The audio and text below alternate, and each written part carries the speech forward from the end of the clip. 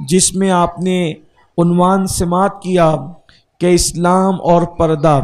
اچھی طرح یاد رکھیں، اسلام دین فطرت ہے، یعنی اسلام فطری تقاضوں سے ٹکراؤ نہیں کرتا بلکہ اسلام فطرت کی بات کرتا ہے۔ مثال کے طور پر کوئی بھی انسان فطری طور پر با حیا ہوتا ہے، اس لیے انسان ان چیزوں کو چھپاتا ہے جن کو چھپانا چاہیے اور ان چیزوں کو ظاہر کرتا ہے جو ظاہر ہونے کی ہے۔ اسلام میں عورتوں کے لیے پردہ فرض ہے، جیسا کہ قرآن مقدس میں اللہ تبارک و تعالیٰ نے ارشاد فرمایا وَقَرْنَا فِي بُيُوتِكُنَّ وَلَا تَبَرَّجْنَا تبرج الجاہلیت الاولی، کہ تم اپنے گھروں کے اندر بیٹھی رہو اور اگلی جہالت کی طرح پردہ کرو، اور اگلی جہالت کی طرح یعنی پہلے والی جہالت کی طرح بے پردگی نہ کرو۔ اللہ تبارک و تعالیٰ نے اس میں عورتوں کو حجاب کا حکم دیا۔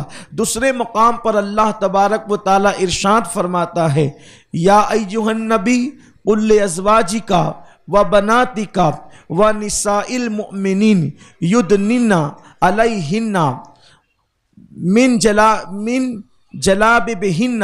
اللہ تبارک و تعالیٰ ارشاد فرماتا ہے کہ اے محبوب، اے ہمارے نبی، آپ اپنی بیویوں کو، اپنی بیٹیوں کو اور مسلمانوں کی عورتوں کو حکم دیں کہ وہ جب وہ اپنے چہروں پر جو ہے وہ حجاب ڈالے اور اپنے چہروں پر چادر ڈالے۔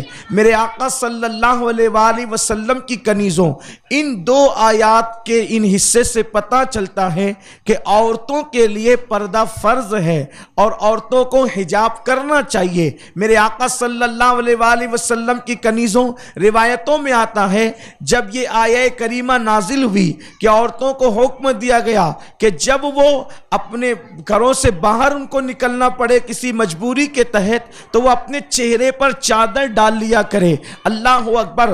روایتوں میں آتا ہے ام المومنین سیدہ عائشہ صدیقہ رضی اللہ تعالی عنہا ارشاد فرماتی ہیں کہ جب یہ آیہ کریمہ نازل ہوئی تو انصار کی عورتیں اور مدینہ منورہ کی عورتیں اپنے آپ کو ایسے چھپا کر کے نکلتی تھی، یوں لگتا تھا کہ جیسے ان کے سروں پر کوے بیٹھے ہیں۔ یا اللہ اکبر۔